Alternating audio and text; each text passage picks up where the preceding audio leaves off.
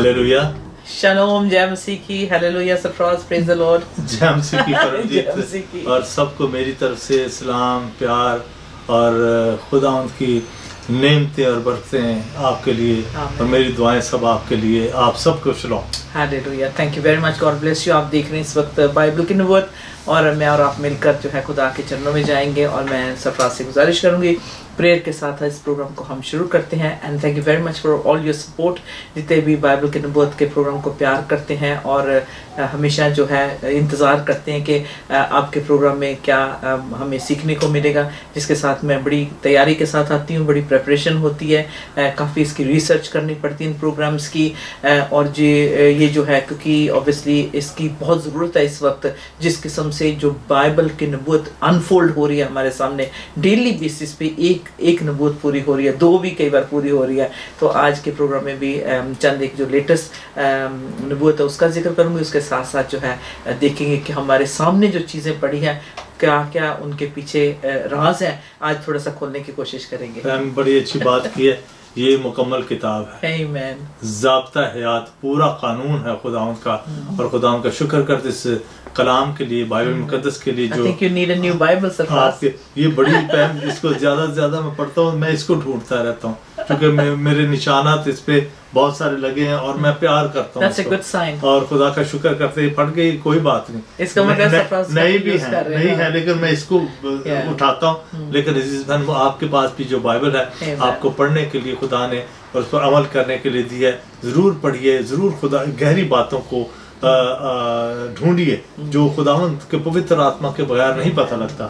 तो खुदावंद का शुक्र करते चलते परमजीत दुआ की तरफ सरों को झुकाते ताकि हम जो कुछ पढ़े खुदावंद के पवित्र वचन में से पढ़े, कलाम मुकद्दस में से पढ़े और इसको सीखने की खुदावंद से दुआ करते खुदावंद इनको हमारे दिल में नक्श कर दे और खुदावंद उन राहों पर चलें जो आपने बताई हैं, वो तरीका इस्तेमाल करें जो खुदावंद आप बता रहे हैं। खुदावंद सबको ब्लेस कर और खुदावंद जितने बेटे बेटियां इस वक्त बाइबल की नबूवत को देख रहे हैं, इस प्रोग्राम को देख रहे हैं, फ़ायदा हासिल करें और खुदावंद हम यूनाइटेड होकर वो काम करें जो आप हमारे सामने खोलना चाहते हैं। खुदावंद आने वाले वक्त का खुदावंद आप मालिक हैं और खुदावंद जो कुछ आपने हमें पहले से बता दिया खुदावंद हम उसकी तरफ देख रहे हैं खुदावंद। और तरह बतरा खुदावंद तरीकों से खुदावंद आप हम पर अयान करते जा रहे हैं। खुदावंद आप ही जिंदा खुदावंद है। खुदावंद परमजीत के साथ हो, मेरे साथ हो, सारी कलीसिया के साथ हो, आलमगीर कलीसिया के साथ हो और जो नए लोग सुन रहे हैं इस वक्त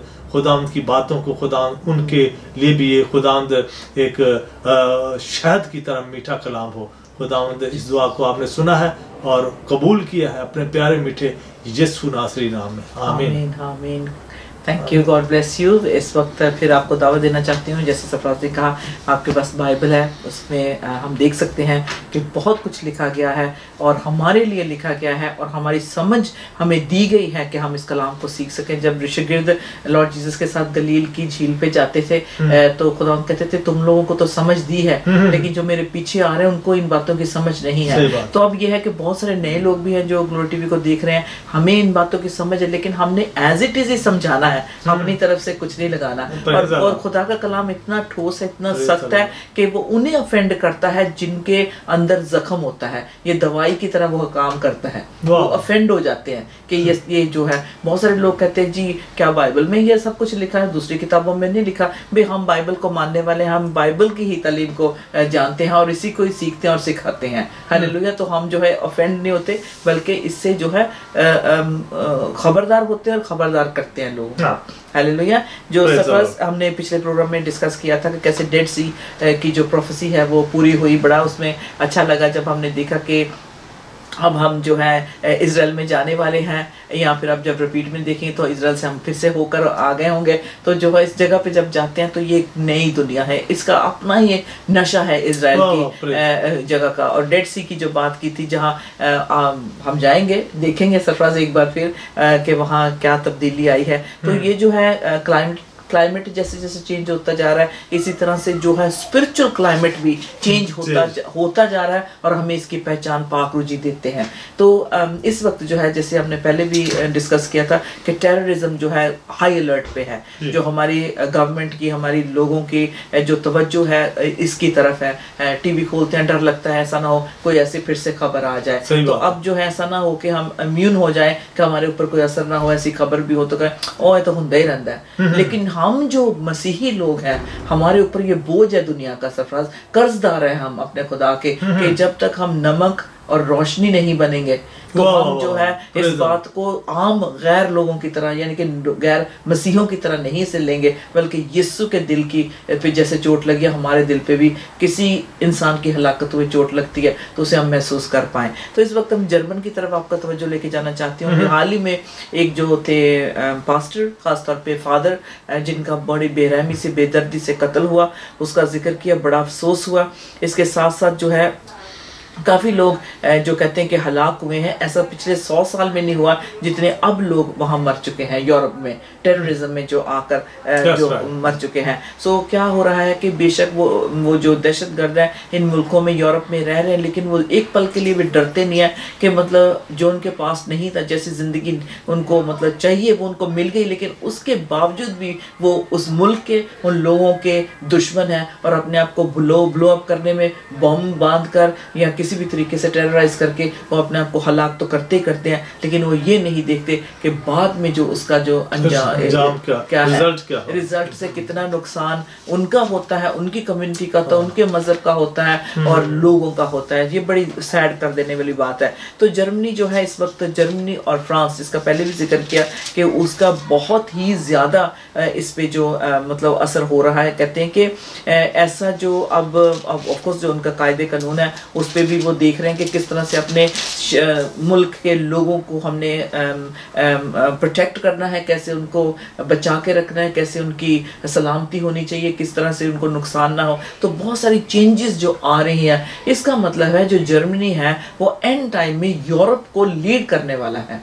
जर्मनी की इकोनॉमी जैसे हमने कहा अच्छी है, उसके ऊपर अटैक भी बहुत सारे हो रहे हैं, लेकिन वो अब इस किस्म का कॉन्स्टिट्यूशन बनाएंगे, इस किस्म के नए लॉ लेके आएंगे जिसके तहत जो वो कहेंगे कि हम आपको मशवरा देते हैं यूरोप को कि आप कैसे अपने जो सिटीजन्स हैं, जो आपके लोग रहने वाले, उनको कैसे हिफाजत आप कर सकते हैं।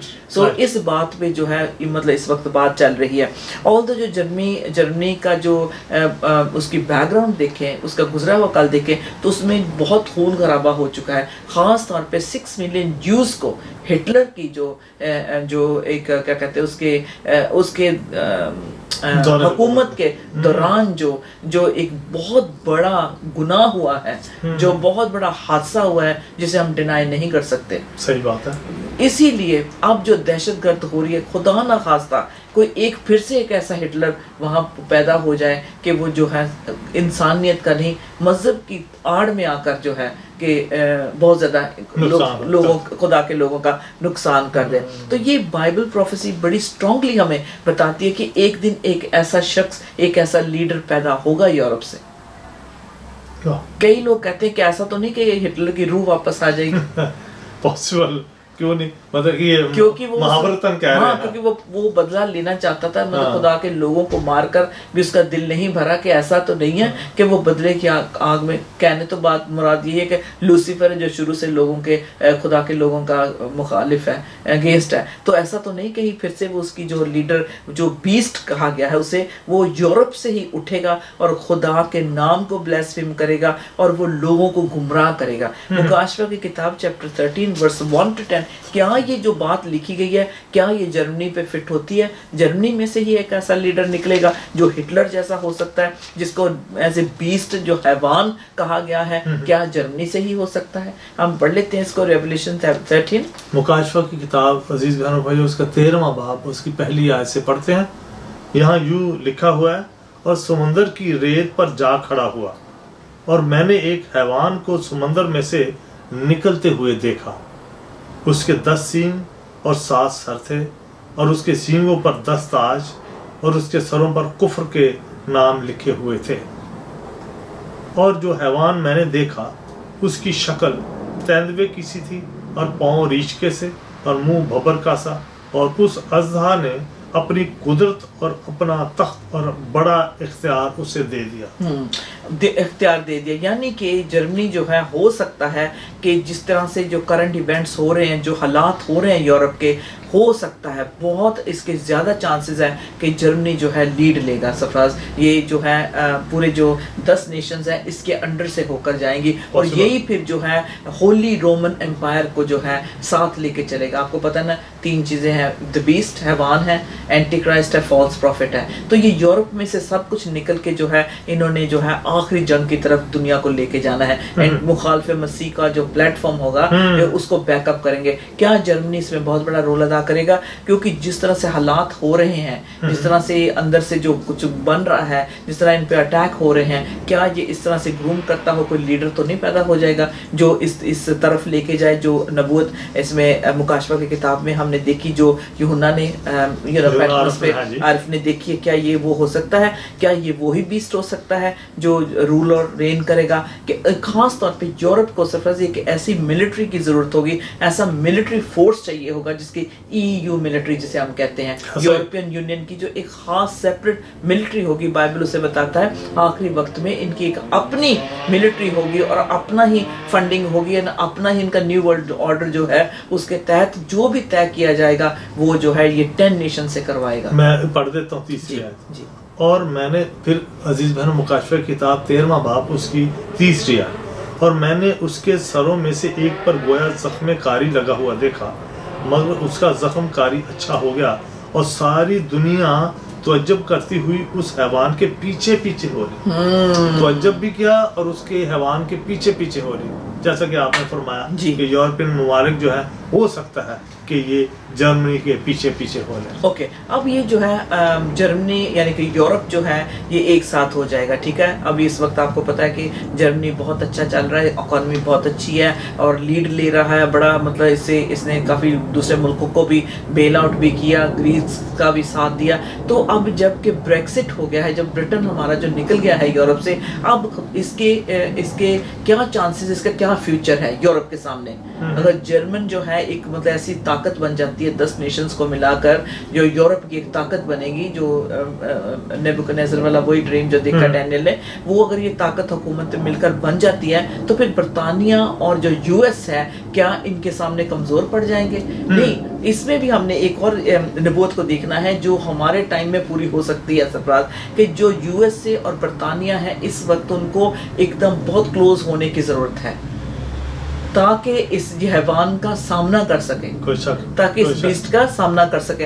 तो अब देखते हैं बहुत सारे लोगों के जुबान पे ये सवाल है कि अब जब के ब्रिटेन जो है, जो ब्रेक्सिट हो गया है, अब इसका दुनिया में क्या किरदार होगा? आज मैं जो है 2-3 नबूवतों को लेकर फिर आगे बढ़ेंगे हम। ये फर्स्ट हमने जो कवर किया कि अगर यूरोप हमारे सामने है तो जर्मनी लीड लेता है, तो क्या वो हैवान जैसे लीडर को पैदा कर देता है? और अब इसके साथ देखते हैं कि हमारे लिए जो है एक बड़ा सवाल है कि अब जो इस वक्त बरतानिया बहुत ही फोकस में है, कहते सदियों से इस तरह से यूरोप ने इस पे नजर नहीं की जैसे अब इस पे नजर रखी हुई है। अब इसकी वैल्यू ज्यादा पता लगी है। एग्जैक्टली। और ये भी वो जानते हैं कि बड़ी ताकतवर है ये कंट्री, जंग अजीम के बाद। हाँ, और हमारे अभी हम लोग हाल ही हॉलैंड में थे रिसेंटली, तो हमारे वहाँ डच जो पास्टर है वो आकर कहते हैं ये पैम what is this, so you don't like us anymore.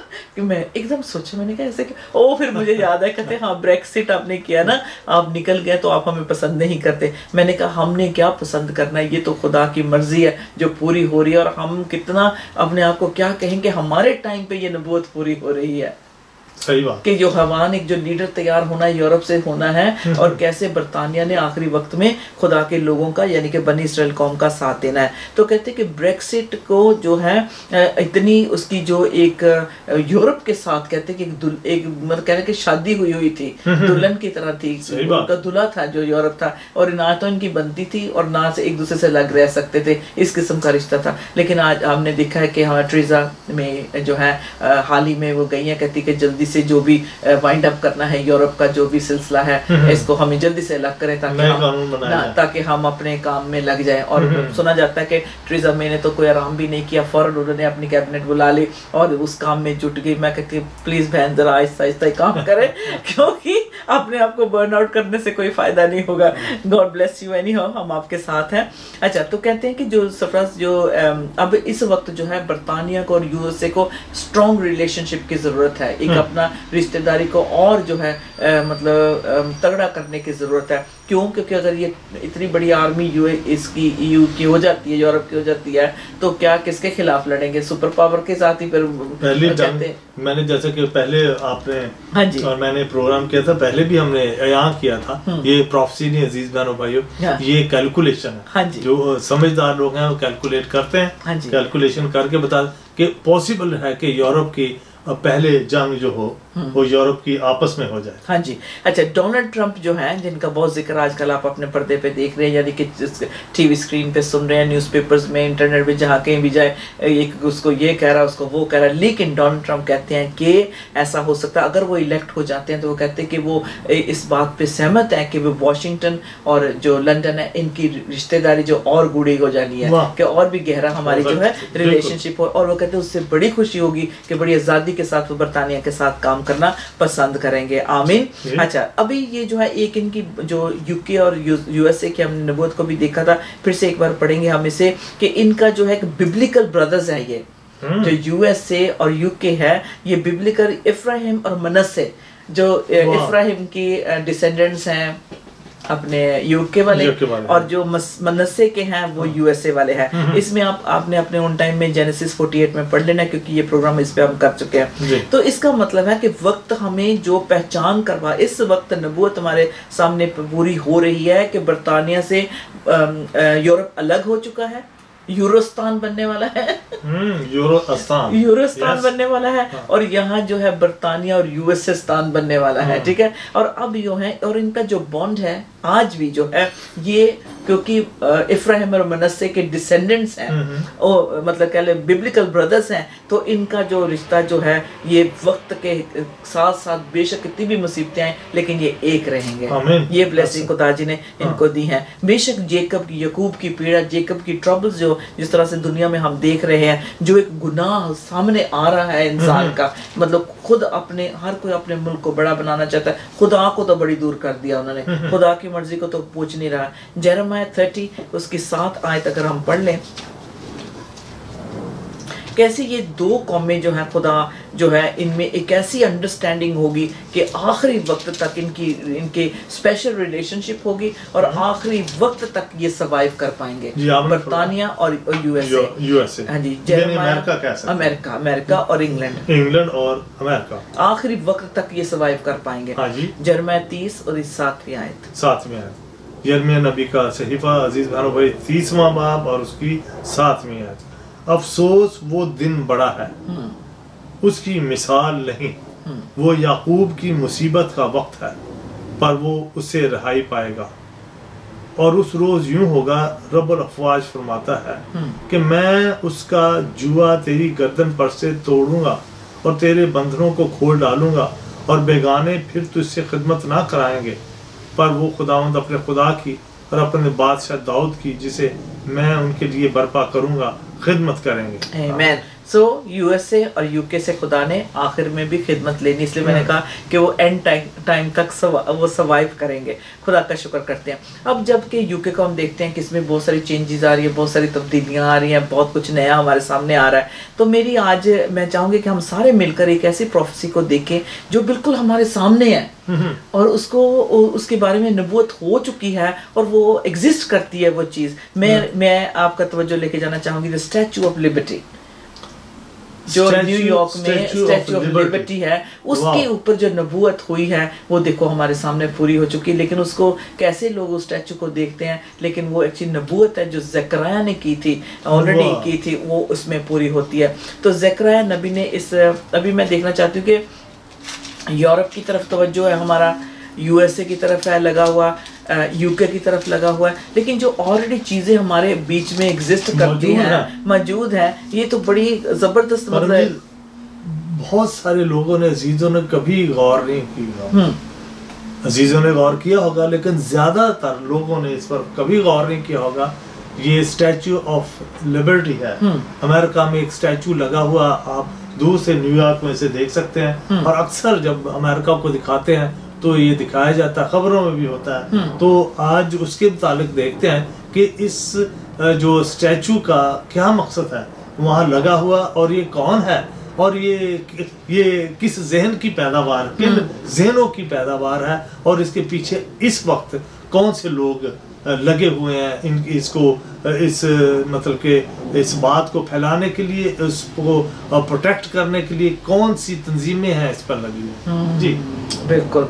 अच्छा, इसका अगर हमने हवाला लेना है तो ज़करिया चैप्टर 5 से हम लेते हैं। अच्छा कि इसका मैं थोड़ी सी बैकग्राउंड इसके बताऊं कि ये एक औरत, मतलब एक बास्केट में एक औरत को देखता है नबी, वुमेन इन अ बास्केट में वो देखता है। अब मतलब कई लोग कहते हैं कि नहीं, ये नहीं हो सकता, स्टैचू ऑफ लिबर्टी नहीं हो सकता, ये तो कुछ और बात लिखी है। बट ओके, वो भी बात, क्योंकि खुदा के कलाम को हम देख सकते हैं कि मतलब खुदा जो है इसकी इंटरप्रिटेशन एक को किसी किस्म की दे सकता है, दूसरे को किसी किस्म, हम दोनों चीज़ों को देख सकते हैं। दो नजरियात भी हैं। तो एक नजरियात ये है कि ये जो खुदा के खादिम ने देखी कि औरत को टोकरी में उतरते हुए देखा, तो उसका तर्जमा जो है खुदा के खादिम, खुदा के नबी फरमाते हैं कि उन्होंने क्या देखा। तो हम इसको ज़रा अंडरस्टैंड करने की कोशिश करें। क्या ये इस स्टैचू की बाबत, मतलब उसकी माफित लिखा हुआ है, उसके लिए कहा गया है? तो ज़करिया नबी का सहीफा हमने देखना है, द बुक ऑफ ज़करिया, उसमें ये नबूवत है। अब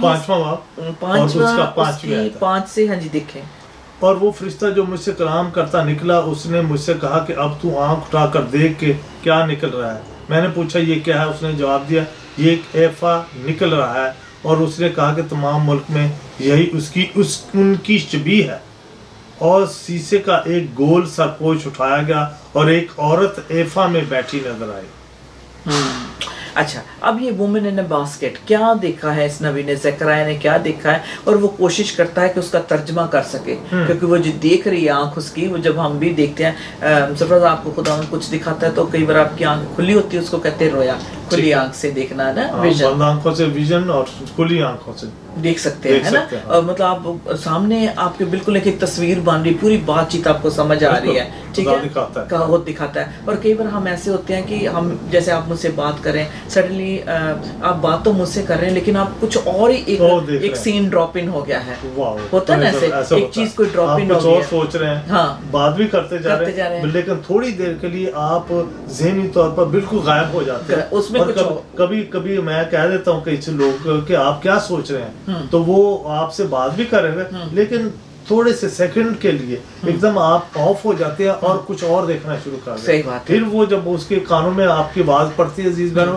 फिर हाँ अच्छा क्या कह रहे थे, आप ये कह रहे थे, लेकिन थोड़ी देर के लिए खुदा आपको कुछ और ही दिखाना शुरू। सही बात है। मैं अभी हाल ही में एक मीटिंग में थी, तो खाने के दौरान हम लोग सारे टेबल पे बैठे थे, तो मैं एक नौजवान लड़की को देख रही थी, बड़ी खूबसूरत, बड़ी प्रिटी बच्चे हैं उसके, तो उसका बच्चा उसको दे भी रही है, खिला भी रही है, और ऐसे गौर से ऐसे देख रही है, दूर सोचों में गुम है।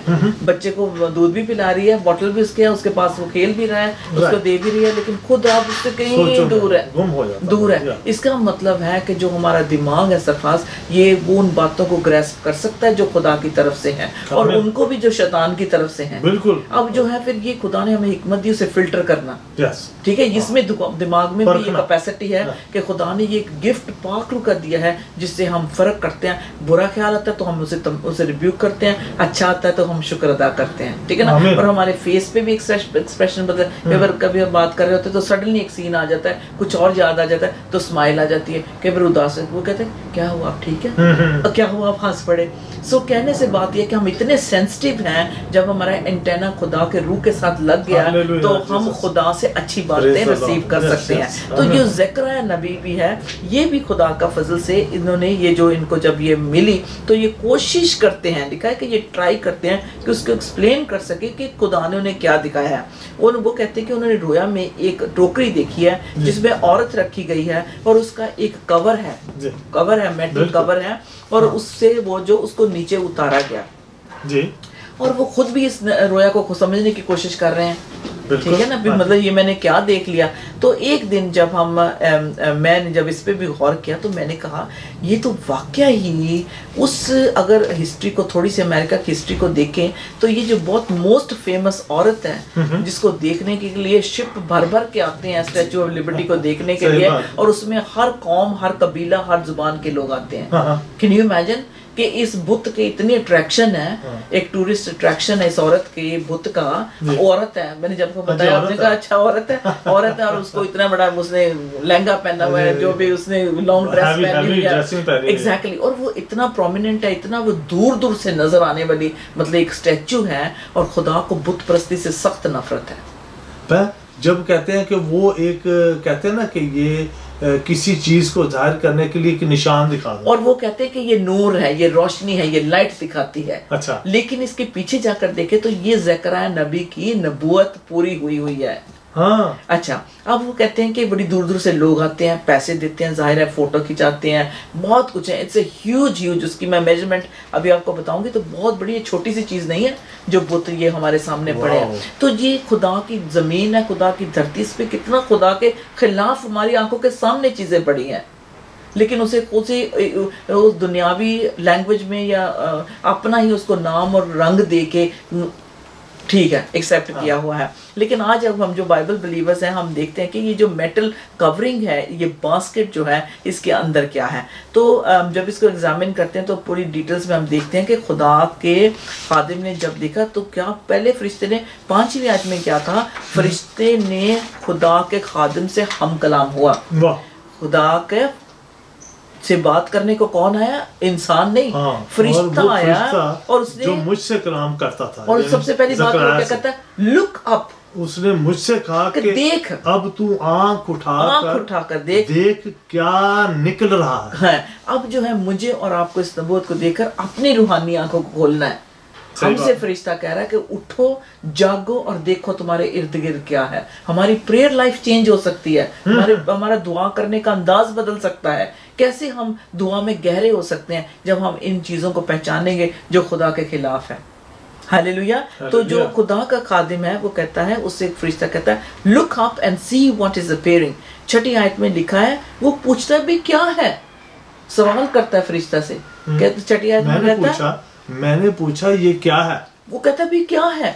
मैंने आंखें तो खोल लिया और आपने मेरी रूहानी आंखें खोल दिया, और मैं अब देखूं भी ये है क्या। तो कहते जब वो देखता वो कहता कि क्या है, तो कहता कि ये एक टोकरी है। जी। और टोकरी से क्या रिलेटेड है सरफराज, ये बताएं हमें। उसमें लिखा है दिस इज द इनिक्विटी। 6ठी आयत में पढ़ते हैं। 6ठी आयत में पढ़ते हैं। हाँ जी, यहाँ लिखा है, अजीज बहनों भाइयों, मैंने पूछा ये क्या है, उसने जवाब दिया ये एक एफा निकल रहा है, और उसने कहा तमाम मुल्क में यही उनकी छवि है। क्या कहते हैं कि तमाम मुल्क में, हाँ, तमाम मुल्क में उनकी यही छवि है। और अब कि इसके पीछे जो बहुत और कुछ है जो मैं मतलब कह नहीं सकती टीवी पे, जो कुछ जो पॉलिटिशियंस करते हैं, जो पूरी दुनिया में हुकूमत करने की कोशिश करते हैं, इसके अंदर वो सारे काम होते हैं सरफराज। ये बड़ी एक सोचने वाली बात है कि ये जो है पूरा जो कंट्रोल करना, यहाँ तक भी कहते हैं स्कॉलर्स कहते हैं कि जो मॉडर्न बेबीलोन है, ठीक है, ये न्यूयॉर्क को कहते हैं कि ये नया बेबीलोन है, जो नया बेबीलोन है जो तबाही का, मतलब सब लोग जो है कहते हैं अगर मौका मिले तो हम अमेरिका में सेटल हो जाएं।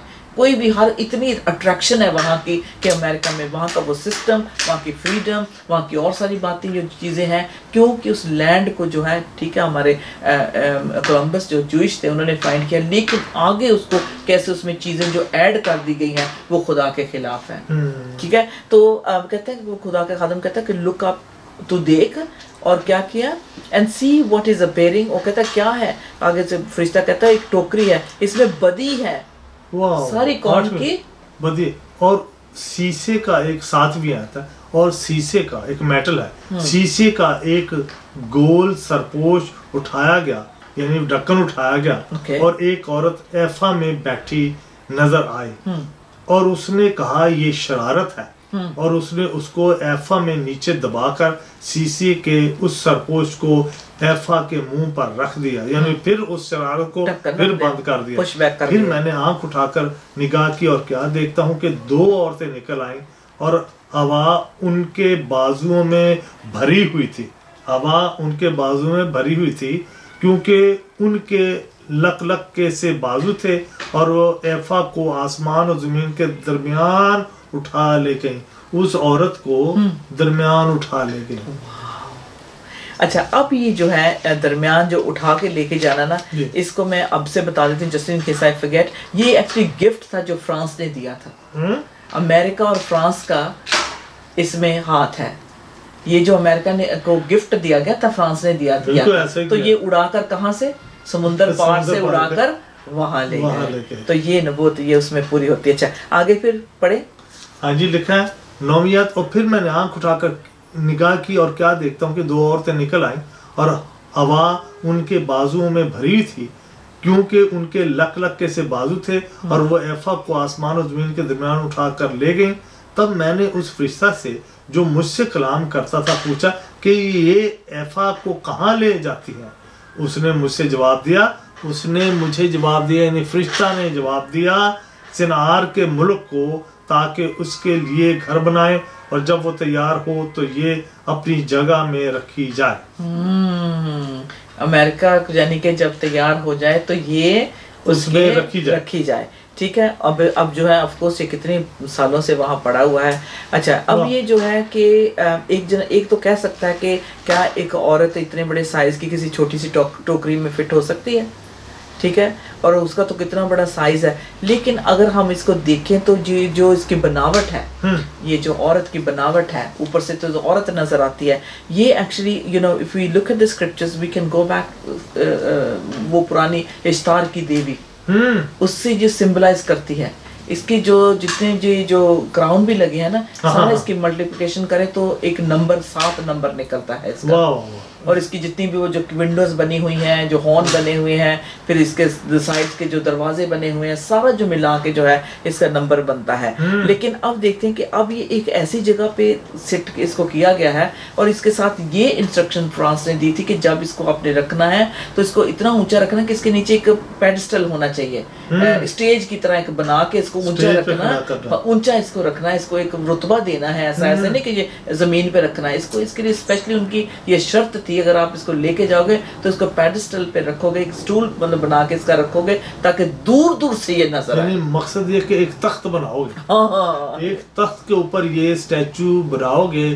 फ्रांस ने अमेरिका से कहा कि इसको कहीं छोटी जगह नहीं रखना, इसको बड़ा एक तख्त बना के ऊंची जगह करके इसको लगाना। अच्छा, अब जो 2 औरतों का जिक्र है, बाइबल स्कॉलर कहते हैं कि वो कहते हैं कि ये 2 औरतें, यानी 2 औरतें कौन है, अमेरिका और फ्रांस। और इन्होंने कहा कि हम इसको लिफ्ट अप करेंगे, इसको ऊंची जगह पे रखेंगे। अब ये इसकी ट्रांसलेशन यही हो सकती है कि 2 औरतें इस बास्केट को उठा के, यानी कि 2 नेशंस, 2 कौमों का इसमें रोल है कि जिन्होंने इस स्टैचू को जो है एक बेस दिया है, वो है फ्रांस और अमेरिका। 2 औरतें जो देखा कि 2 women जो थी कैरी करके ले गई। तो 2 कहते कि ये जो विद विंग्स उड़ा के लेके गई ना, 2 औरतें जो उड़ा कर लेके गई, और इसकी जो है इसकी जो कवरिंग है वो मेटल की कवरिंग है, लोहे की कवरिंग है। अच्छा, अब जो कहते हैं कि जो मेटल लिड है, जो पहले जो ये औरत है इसको लिफ्ट अप किया, यानी कि 2 नेशंस, 2 कौमों ने, फ्रांस और अमेरिका ने, ये इसका तर्जमा हुआ। फिर जो इसका मेटल लिड है वो जो, और इसकी मेटल कवरिंग है, जो इसका मेकअप सारा किया गया, बॉडी जो बनाई गई है, इसकी सफर जो 310 शीट्स ऑफ कॉपर लगा हुआ है, 310 शीट्स कॉपर लगा हुआ है, जिसको मोल्ड करके इसकी शेप दी गई है। ठीक है। और इसमें जो है मेटल, कितने टाइप का मेटल लगा हुआ है, लोहा लगा हुआ है, लेड लगा हुआ है इसमें, और एक सॉफ्ट किस्म का मेटल होता है वो भी इसमें शामिल किया गया है। इस स्टैचू को बनाने में कॉपर, मेटल और जो लेड है बनाकर इसे इसमें आयरन से भी सॉफ्ट किया गया है। इसमें वो चीजें मिलाई है। और अब देखें जब जो इस औरत को सरफराज जो रखा गया टोकरी में, फिर इसको उठाकर ऐसी जगह पे रखा गया जो जमीन और आसमान के दरमियान फिट होती हो। बड़ी बात अजीज भाई, आपने सुना, ये अजीब बात है कि स्टैचू ज़करिया ने जब देखा कि ये जो है हेवन और अर्थ के दरमियान, 9वीं आयत में लिखा है, जब उसने देखा तो उसने देखा 2 औरतें देखी, और हवा थी उनके बाजुओं में, और फिर क्या उन्होंने जैसे वो होती है परिंदा होता है जो वो उठा के ले जाता है टोकरी, इस तरह उठा कर उन्होंने पर है उसके लक के बाजू थे। हाँ जी। और वो एफा को आसमान और जमीन के दरमियान उठा ले गए। हाँ तो क्या है ये बिटवीन हेवन एंड अर्थ इस लेडी लिबर्टी जो 151 फीट टॉल है और इसका 151 फीट टॉल है इसकी, हाँ जी, लंबाई है और 89 फीट टॉल है ये। पेडिस्टल जो इसका है 89 फीट, 89 फीट जो तख्त जो उसका है और 151 फीट जो वो खुद टॉल है जी। और ये कहते हैं कि ये इस मतलब अर्थ पे जो है एक दो और भी ऐसे मॉन्यूमेंट्स हैं जो इतने लेंथ के हैं, लेकिन this is one of the largest earth पे जो है एक खड़ा हुआ एक कह लें कि एक स्टैचू है। इसको दूर दूर से शिपों में जब देखो तो कितना ऊंचा लगता है, बहुत ऊंचा। और इसके हाथ में जो टॉर्च है 300 फीट इन द एयर है। अब जैसे ये खड़ी है तो इसके हाथ में जो टॉर्च पकड़ाई हुई है वो 305 फीट इन द एयर है, टॉलर देन एनी अदर किसी भी स्ट्रक्चर जो वेस्टर्न मतलब इसी में से ऐसी कोई कंस्ट्रक्शन नहीं, ऐसा बड़ा स्टैचू नहीं कभी बना। प्रोबेबली दुनिया का सबसे बड़ा ये स्टैचू है। और ये औरत ने जो हाथ में अपने जो पड़ी हुई है लाइट पड़ी हुई है ना, वो कहते हैं कि मतलब इतनी लंबी और इतना ऊंचा है कि इससे बड़ा कोई और बुत नहीं है। आप फोटो भी देख रहे होंगे, तस्वीर में भी देख रहे होंगे। अच्छा, जो इसकी फिर जो है इसकी जो बास्केट जो बुनी हुई है, क्योंकि अंदर का जो इसका जो इसको खड़ा करने के लिए मेटल का एक बुत बना के उसके मुंह को खड़ा करना जो इसकी बनी जो बास्केट भी जो वीव की हुई है उसमें जो है लकड़ी का इस्तेमाल हुआ है, लकड़ी की स्लेट्स लगाई गई हैं उसको बनाने के लिए, एक बास्केट की तरह इसको बुना गया हुआ है। इसमें जब इसकी कंस्ट्रक्शन होती है तो इसमें जैसे मैंने बताया कि उसको शेप देने के लिए कॉपर की शीट एक्सटीरियर के लिए बाहर की तरफ लगाई, लेकिन अंदर एक टोकरी की तरह ही इसको मैं समझ गया। अब मुझे वो स्कल जो बनाते हैं, हाँ।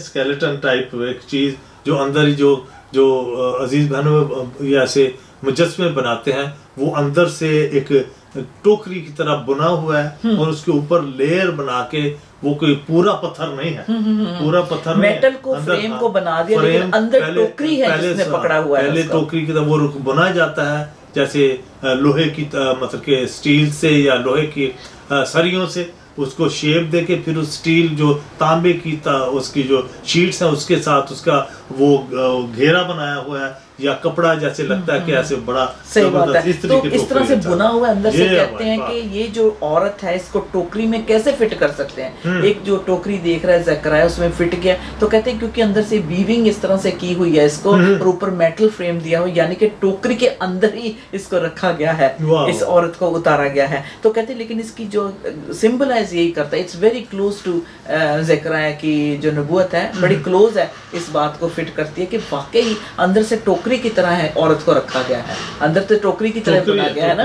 तो कहते हैं कि ये जो है पता लगा। हाँ जी। और ये जो पेडिस्टल है जो स्टैचू को खड़े करने के लिए, इसका भी बहुत बड़े माने हैं क्योंकि इसको ऊंची जगह पे यानी कि इसको एक कहते रुतबा दिया गया है, इसको अहमियत दी गई है। आम नहीं है स्टैचू के नीचे स्टेज लगाई गई, फर्म उसको मतलब एक उसको फाउंडेशन उसकी दी गई है। अच्छा, जब वो फरिश्ता बात कर रहा है तो कहते हैं कि फरिश्ता मेरे से बात कर रहा था, 10वीं आयत में मैं देखना चाहती हूँ। कहते हैं वो पूछता है कि मैंने फरिश्ता से कहा कि ये इसको कहाँ लेके जा रहे हैं, तो उन्होंने कहा कि वो कहाँ, to the land of Shinar to build a house for it, and when this is prepared they will set the basket down there on its base। ये भी बता दिया कि जब वो फरिश्ता से पूछा कहाँ लेके जा रहे हैं, लैंड ऑफ शिनार। शिनार की लैंड कैसी थी, जहाँ बाबुल का बुर्ज बना था, जहाँ बाबुल का बुर्ज बना था, शिनार नाम था। तो वो कहते हैं कि ये ऐसी ही जगह पे लेके जा रहे हैं, जब इसका घर तैयार हो जाएगा और जब प्रिपेयर हो जाएगा फिर इस टोकरी को उस बेस पे रखा जाएगा। 5 के 10 की 11 आयत में हम देख सकते हैं क्या लिखा है, she will be set there on her pedestal. हाँ जी, उसने मुझे जवाब दिया सिनार के मुल्क को, ताकि इसके लिए घर बनाए यानी स्टेज पहले तैयार की जाए और जब वो तैयार हो तो ये अपनी जगह में रखी जाए और उस स्टेज के ऊपर इस औरत को रखा जाए। इसका मतलब इसके लिए ऑलरेडी जो जगह थी, आपको पता है जगह भी किन्होंने दी थी इसको? वो जो खुदा से प्यार करने वाले लोग नहीं, मैं उनका नाम नहीं ले सकती, उन्होंने ये जगह दी कि उसको यहाँ पे आप रख सकते हो, जो दुनिया पे हुकूमत करते हैं और खुदा के से दूर लोगों को लेके जाते हैं, अंदर एक खुफिया कहने के काम करते हैं, उन्होंने इसको जगह दी कि इस जगह पे रखा जाए। अच्छा, अब जब ये प्रिपेयर हो गई, तैयार हो गई, लिखा है कि ये स्टैचू जब तैयार हो जाएगा तो इसको उड़ा कर लेके जाया जाएगा और अपनी जगह पे इसको रख दिया जाएगा। यानी कि ये जो स्टैचू था, इसको फ्रांस में बनने के लिए इसकी कीमत चुकाई गई और इसकी पूरी इसको बनाकर इसका पेडेस्टल बना गया, वहाँ इसकी रखने वाली जगह भी बनी और फिर इसको यूनाइटेड स्टेट्स में उतार दिया गया। और ये जो था 1885 में ये जो थी लेडी, ये जो लेडी स्टैचू लिबर्टी 1885 में जो था ये रेडी हो गई और अभी इसके लिए इतने फंड्स रेज नहीं हुए थे, लेकिन फाइनली इसको जब तैयार कर दिया गया, इसका बेस बिल्ट हो गया, तो ये 1886 में फिनिश हुई और इसका जो बॉडी था, इसका जो जिस्म था सरफराज, उसको असेंबल किया गया, टुगेदर किया गया, तो 1886 में ये कंप्लीट हो गई।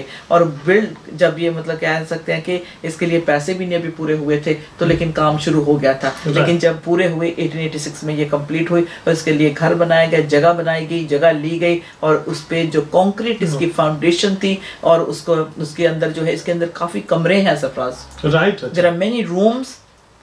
जो हाउस ऑफ ये जो स्टैचू ऑफ लिबर्टी म्यूजियम है इसके अंदर, अच्छा, इसके अंदर ये इतना बड़ा ये स्टैचू है, इसके अंदर बना हुआ है। और ये क्योंकि एक उस पे मतलब बैठी है, ये एक बहुत बड़ी प्रोफेसी हमारे सामने फुलफिल हो चुकी है। आमीन, हालेलुया।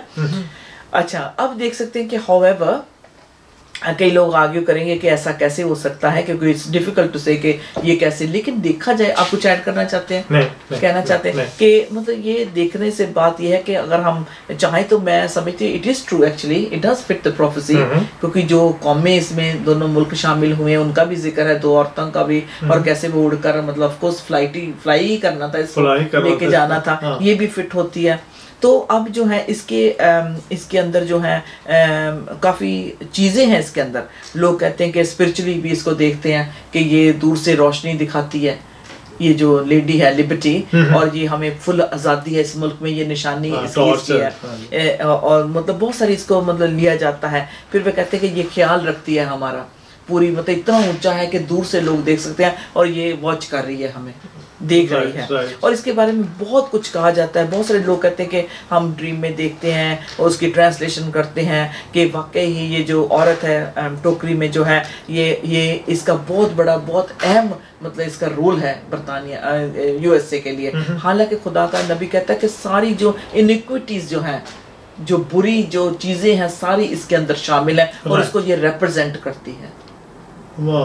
एक जो चीज़ पता है ना आपको, कोई चीज़ ऐसी आप घर में रखें, हम हमेशा कहते हैं कि इस चीज़ को घर से निकाल दो, क्योंकि इसकी वजह से बदरूहें अट्रैक्ट होती हैं, इसकी वजह से जो है लोग खुदा से दूर जाते हैं, मनुष्यत होती है। तो ये जो इश्तार की देवी जो थी, जो पुरानी देवी थी, सिबल की देवी थी, जो रोमन्स की देवी थी, जो फर्टिलिटी की देवी थी, ये सारी उसकी शक्ल है उसकी। और उसके भी वो भी ऐसे ताज पहनती थी, इसी तरह से वो सिंह है। फिर उसको लेकर जो बाद में जब अपोस्टल पॉल ने आवाज उठाई, जब वो कलीसियाओं के पास आया, तो एफेसस की कलीसिया के पास आया, दूसरी कलीसियाओं के पास आया, तो उस वक्त डायना का नाम इसको दे दिया गया था। ये जो इश्तार की देवी थी, जो बेबीलोन से आई थी, जो बेबीलोनियन टाइम के वक्त जब उन्होंने बुर्ज बना लिया था, उस वक्त से ये चलती चलती आई जो देवी है। आज भी बहुत सारे लोग देवियों को मानते हैं, ये वही देवी है जो जिसको फिर डायना का नाम दिया गया। उस वक्त बहुत सारे लोग, खुदा के कलाम में लिखा है, बुक ऑफ एक्ट्स में, हम उस जगह पे जाकर भी आए हैं कि वहाँ लोगों का मेन जो कारोबार था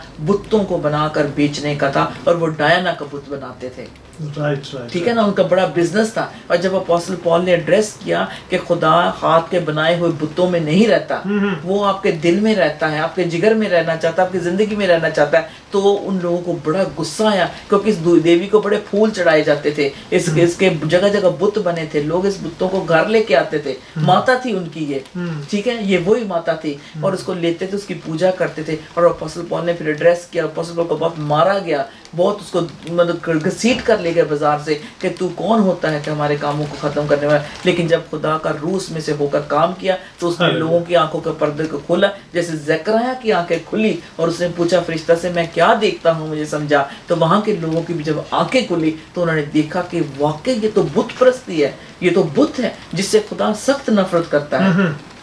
सही बात।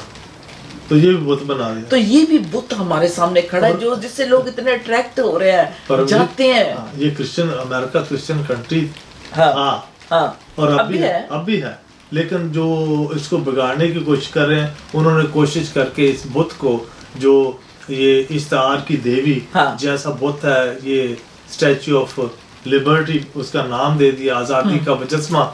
आज़ाद पूरी दुनिया खुदा में आज़ाद है, अगर लड़े ना तो आज़ादी है ना, लेकिन उन्होंने ये निशान खड़ा कर दिया कि ये जो देवी है इसके हाथ में टॉर्च है, ये प्रोटेक्शन है हमारी। कहते हैं कि ये इसका नाम लिबर्टी है, इसका मतलब अच्छी वो कहते हैं कि ये जो बाहर से जैसे इमिग्रेंट्स आते हैं जो गैर कौमों को भी ये गले लगाती है, यानी कि हमारी कंट्री ये रिप्रेजेंट करती है कि कोई असाइलम सीख करता है तो हम उसे आज़ादी से देते। तो ये जो औरत है ये रिप्रेजेंट करती है कि आप मेरे पास आ जाओ, मेरे मुल्क में आ जाओ तो आपको जो है आज़ादी मिलेगी, आपको जो है कबूल कर लिया जाएगा। ये भी कहते हैं ये रिप्रेजेंट करती है कि वो जो आज़ादी ढूंढने आते हैं, फ्रीडम सीख करने के लिए आते हैं, जैसे कोलंबस आया था तो कहते हैं कि ये जो है वो तो खुदा का प्लान था, तो लेकिन ये कहते हैं कि फ्रीडम सीख जो करते हैं, इस स्टैचू का नाम ही स्टैचू ऑफ लिबर्टी रखा है कि आज़ादी जिसको चाहिए वो इस मुल्क में आ सकता है। तो फाइनल इसकी इंफॉर्मेशन हमें ये पॉइंट आउट करती है कि ज़करिया ने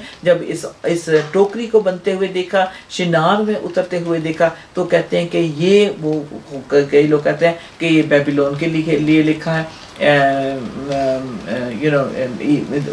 ईरान के लिए लिखा है, इराक के लिए लिखा है, जहाँ बेबीलोन था उसके लिए लिखा गया, शिनार वहाँ था। लेकिन कहते हैं आज मॉडर्न डे का शिनार वाकई ही अमेरिका बन चुका है, आज़ादी का अड्डा बन जाता है। क्या बात है। तो ये है कि जब बहुत सारे लोग बिलीव करते हैं कि जो आखिरी वक्त में रेवलेशन चैप्टर 17 और 18 में जो है ये कहते हैं कि यूएसए की तस्वीर को बयां करता है, क्योंकि ये जो बहुत बड़ा रेवलेशन है, मिस्ट्री बेबीलोन जिसे कहा गया है ना, कहते हैं कि ये अमेरिका को बयां करता है। और कई इसके साथ डिसएग्री भी करते हैं क्योंकि ज़करिया, लेकिन अगर इस पैसेज को हमने पढ़े अपने टाइम में तो ये प्रूफ करता है वाकई कि एंड टाइम का बेबीलोन शायद वो नहीं, इराक वाला बेबीलोन नहीं, शायद यूएसए का बेबीलोन जो है मतलब उसकी तरफ खुदा के खादम इशारा कर रहे हो। तो लास्टली ये जो है खुदा के आने से पहले ऐसी बहुत सारी नबूवतें जिनकी हमें समझ आना शुरू हो जाएगी और ये प्रोफेसी फुलफिल हुई है। द लेडी लिबर्टी जो ये स्टैचू है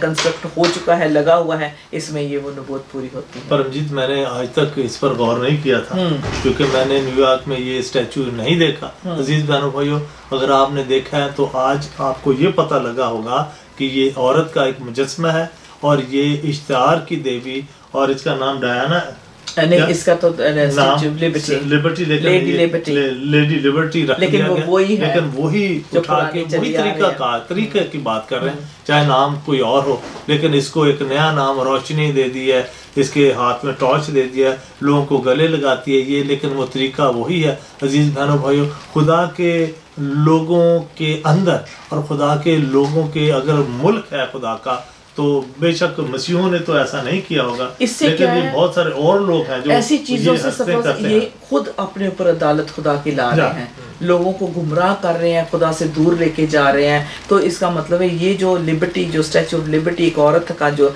है, इसका मतलब है सरफराज कि ये अर्थ पे जजमेंट ला रहे हैं और खुदा कहता है कि अदालत सबसे पहले उसके घर से शुरू होगी। तो जो खुदा को जानते हैं फिर भी ऐसी हरकत करते हैं तो खुदा सबसे पहले उनकी अदालत करेगा। पैम, आपने कुछ नंबर दिए थे, 7 नंबर दिए थे, मैं वही नंबर ढूंढ रहा था। अच्छा। कि इस नंबर को, ये जो इस देवी है या जो एफा का लफ्ज दिया गया, इसको क्यों दिया गया, वो ढूंढते मुझे मिल गया। और ये अजीज बहनों में एफा क्या चीज है? एफा एक औजान है, यानी किसी चीज को नापने के लिए औजान बनाए जाते, कोई बाट बनाए जाते हैं या चीजों को नापने के लिए, दूध को नापने के लिए, पानी को नापने के लिए। और ये जो ये है पैमाना अशिया को नापने, आटे को नापने के लिए ये नाप रहे हैं। अब ये लिखता है कि एफा एक बड़े बर्तन का नाम जिसमें एक आदमी बैठ सकता था। ज़करिया जो हमने 5, 6, 10 तक पढ़ा, ये एक म्यारी पैमाना था, यानी इसका म्यार था, ये कोई छोटा बड़ा नहीं था, इसको आगे पीछे नहीं कर सकते थे, और इसमें कमी बेशी करने की मुमानत थी।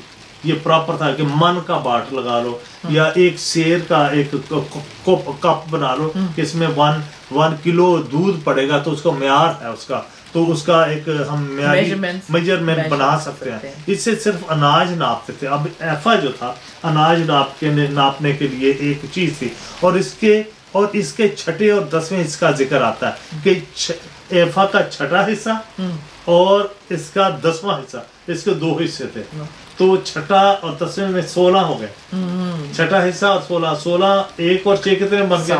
7 बन गए। परमजीत ने पहले कहा था कि सारी चीजों का जो ये स्टैच्यू ऑफ लिबर्टी है, इसके जितने वो बने हुए खाने बने हुए ताज के ऊपर वो 7 हैं, इसके जो सींग है वो 7 हैं, इसकी जो विंडो बनी हुई है वो 7 हैं, इसके जो नापने का जो तरीका 1 इंच 100 और 1 रखा गया, उसको नापने के लिए उसने कैलकुलेशन सारी बताई है। वो तो खुद स्कॉलर खुद हैरान है कि जिन्होंने इसको बनाया है उसके पीछे उनका दिमाग आम नहीं है, पूरा शैतानी हाथ है, ठीक है ना, शैतानी काम है, ये कोई छोटे बंदे, और ये जो ग्रुप है कोई छोटा नहीं है, पूरी दुनिया पे इस वक्त भी हुकूमत कर रहा है। ये थोड़े से हैं लेकिन पूरी दुनिया को निचा के रखा हुआ है। और इन्होंने 10वें हिस्से का जिक्र आता है हिस्कियल में। ये एक पुराना नाप था जो काजियों के जमाने में आम था। बैत एफा के बराबर शायद तर का पैमाना था, यानी ये शाह को नापने का था, लेकिन जब इसका छठा हिस्सा और 10वां हिस्से की बात करते हैं तो इनको 10वें और 6 को जमा करें तो 16 हो जाते हैं, 16 को जमा करें तो 7 हो जाते हैं। तो उस पुराने इवन हिजकियल की किताब से ये लेकर और जकरिया की किताब से लेकर ये 7वां जो नंबर है, इन्होंने लिबर्टी ऑफ जो स्टैच्यू ऑफ लिबर्टी है उसके अंदर इन्होंने सारी चीज़ों को उसी तरीके से सेट कर दिया ताकि ये एक, और 7वां नंबर हमारे लिए बड़ा एक खास नंबर और मसीहों के लिए एक अच्छा नंबर है, गुड नंबर है, लेकिन उसके मुकाबले में इन्होंने शैतान ने इसको भी अपना लेकर नजर नहीं आता, लेकिन जब इस पर गौर करेंगे जिन्होंने इनकी तहकीक की है स्टैचू की, आप हैरान हो जाएंगे कि सारी चीजें साथ साथ है, 7 नंबर आता है। तो खुदावंद आपको बरकत दे, फिर मुलाकात होगी। ये मेरे लिए भी एक नई बात है, चूँकि मैं स्टैचू ऑफ लिबर्टी को देखा नहीं, ना तहकीक की, और आज हमें पता लगा है कि जो कुछ दुनिया में हो रहा है ये परमजीत बाइबल की चीजें उठा के जर्मनी में ला रहे हैं। बिल्कुल बाइबल से चीजें गेट उठा के ला रहे हैं। अभी तो जनवरी में बिल्ड करना था या यूके में और यूएसए में, लेकिन शुक्र है खुदा का हम बच गए हैं, नहीं तो यहाँ भी बहुत सारी चीजें बेबीलोन से उठा के गाड़ दी जाती, और खुदा रहम करे कि हम उनको कभी सजदा करने के काबिल कभी भी ना होते, और कभी भी ना सजदा करें और ना करेंगे, चाहे जान चली जाए, लेकिन ये जो चीजें ला के उनके नाम भी एक दिन इनका नामो निशान नहीं रहेगा इन चीजों का, लेकिन खुदा का नाम हमेशा कायम रहेगा। God bless you, thank you very much. आप देख रहे थे बाइबल की नबूवत, एक और प्रोग्राम के साथ मैं सरफराज आपकी खिदमत में जल्द हाजिर होंगे। तब तक के लिए आपकी दुआओं की जरूरत होगी। जय मसीह की, जय मसीह, शलोम, जय मसीह।